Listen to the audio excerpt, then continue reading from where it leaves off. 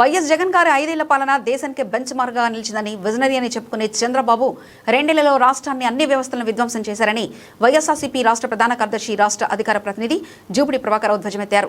Tadepalli party కేంద్ర కార్యాలయంలో ఆయన మీడియాతో మాట్లాడుతూ కరోనా వంటి సంక్షోభంలోనూ సంక్షేమ పథకాలు ఆపకుండా ప్రజలను ఆదుకున్న వైఎస్ జగన్ గారి పేరెత్తే అర్హత చంద్రబాబుకు లేదని స్పష్టం చేశారు.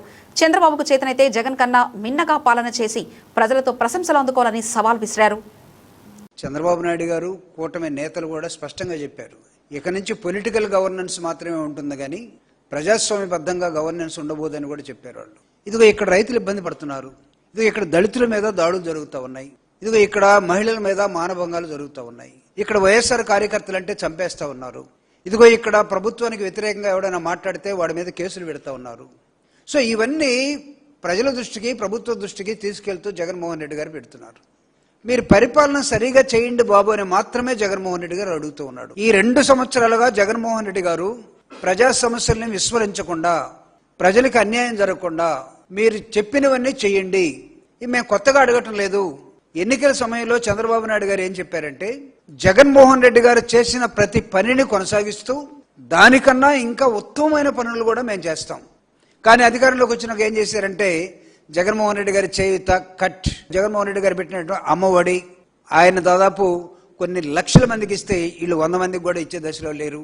ఇట్లా ప్రతి అంశాన్ని, ప్రతి వెల్ఫేర్ స్కీమ్ ని, ప్రతి డెవలప్మెంట్ స్కీమ్ ని కట్ చేసుకుంటూ అసలు అడిగితే అడిగినోడిని లోపలేయండి అన్నట్టుగా బిహేవ్ చేస్తూ పోతా ఉన్నారు. అనేకమైనటువంటి అవరోధాలున్నా, కరోనా లాంటి అవరోధాలున్నా ఆయన ఎన్నికల సమయంలో మేనిఫెస్టోలో ఏం చెప్పాడో 99.9% మేనిఫెస్టో మొత్తాన్ని ప్రజలకి చేరువగా తీసుకొచ్చాడు. మీరు సంపద సృష్టిస్తామన్నారు, అది ఏమైందో 2 సంవత్సరాల నుంచి ఎక్కడైనా ఒడ్లు లేకపోతే కందిపప్పు లేకపోతే పత్తి మిర్చి ఇలాంటి పొగాకు ఏమన్నా పండించారో లేదో మాకైతే అర్థం కాదు. పండించిన రైతులేమో మాకు గిట్టుబాటు ధర లేదు బాబు అని 2 సంవత్సరాల నుంచి అల్లాడుతూ ఉన్నారు. ఏ సంపద సృష్టించారు?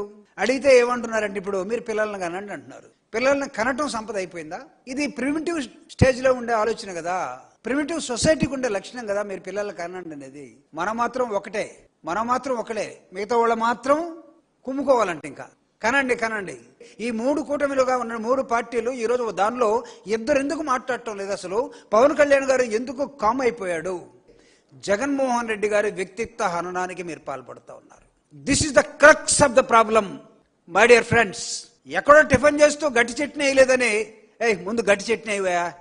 ఆ పక్కన అతను, సార్ పార్టీలో నేను చాలా నష్టపోయాను అని అంటే, పార్టీ లేదు బొక్క లేదు నేను కూడా నష్టపోయాను అనలేదా?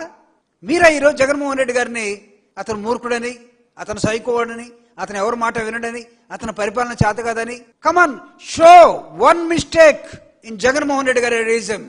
ప్రజలకి ఏం చెప్పాడో అది 99% చేస్తూ వెళ్ళాడు. ఈవెన్ భారతదేశంలో ఉన్నటువంటి రాజకీయ పార్టీల ప్రణాళికలు మొత్తం తీసుకురండి, మేనిఫెస్టోలు తీసుకురండి, ఇన్క్లూడింగ్ కమ్యూనిస్ట్ పార్టీస్ పరిపాలించినటువంటి ఆ సమయంలో ఎక్కడైనా ఉందా? చెప్పండి మీరు. ఈ అంశంలో జగన్మోహన్ రెడ్డి గారు తప్పు చేశాడని, పరిపాలన చేతకాలేదని ఒకసారి చెప్పండి. 2009లో నాన్నను కోల్పోతే, అంతకన్నా ముందు తాతను కోల్పోతే, అప్పుడు ముఖ్యమంత్రిగా ఉన్నటువంటి రాజశేఖర రెడ్డి గారు రాజారెడ్డి గారిని, రాజశేఖర రెడ్డి గారి నాన్నని చంపేస్తే ముఖ్యమంత్రిగా వాళ్ళ పాపను వాళ్ళ పోతారు వదిలేయండి అన్నాడు.